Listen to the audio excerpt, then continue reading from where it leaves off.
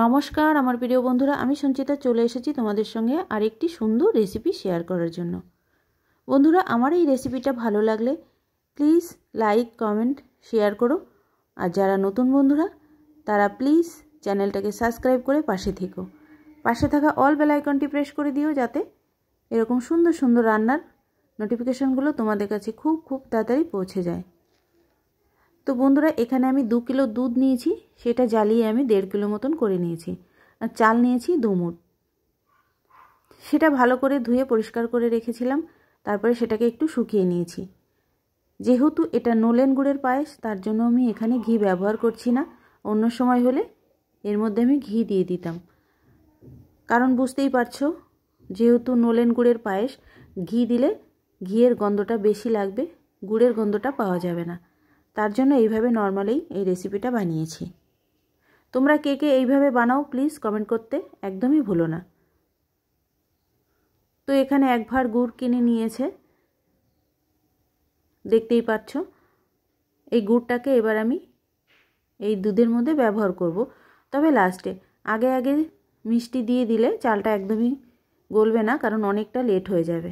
তার জন্য যখন গোবিন্দভোগ চালটা সুসিদ্ধ হয়ে যাবে, তারপরেই আমি গুড়টা ব্যবহার করব।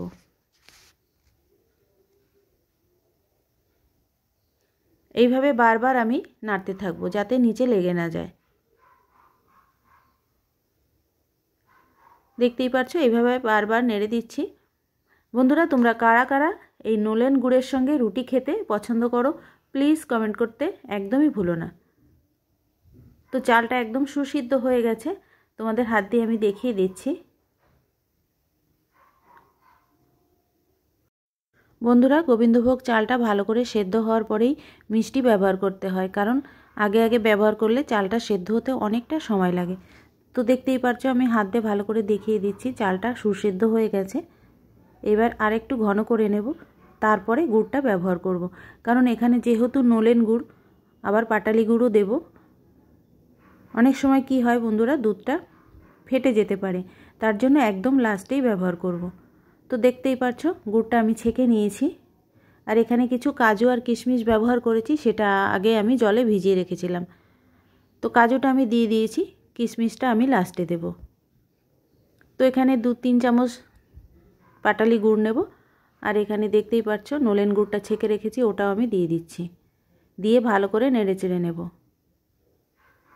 ভালো করে নাড়িয়ে নিয়েছি।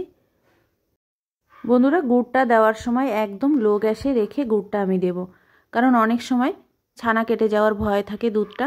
তার জন্য লো গ্যাসে দিলে এইভাবে, তাহলে একদমই ছানা কেটে যাওয়ার ভয় থাকে না। গুড়টা ভালো হলে তো একদমই ছানা কাটে না, কারণ আমি অনেকবার বানিয়েছি, একবারও পায়েসে কোনো ছানা কেটে যায়নি। তো গুড়টা আমার দেওয়া হয়ে গেছে, দেখতেই পাচ্ছো একদমই ছানা কাটেনি, সুন্দরভাবে পায়েসটা হয়েছিল। তো এইভাবে আমি নেড়ে চেড়ে ভালো করে মিশিয়ে নিচ্ছি। তোমরা এইভাবে নলেন গুড়ের পায়েস খেতে কে কে পছন্দ করো প্লিজ কমেন্ট বক্সে জানাতে একদমই ভুলো না। তো আমি পাটালি গুড়ও দিয়ে দিয়েছি। পাটালি গুড় দেওয়ার পরে একটু মিষ্টি কম ছিল, তো আরও সামান্য একটু নলেন গুড় দিয়ে দিয়েছি। এবার এখানে আমি কিশমিশগুলো দিয়ে দিলাম। কিশমিশ দিয়ে ভালো করে একটু নেড়ে চেড়ে 1 মিনিট এইভাবে রান্না করব, একদম স্লো গ্যাসে। তারপরে গ্যাসটা বন্ধ করে ঢেকে রেখে দেব।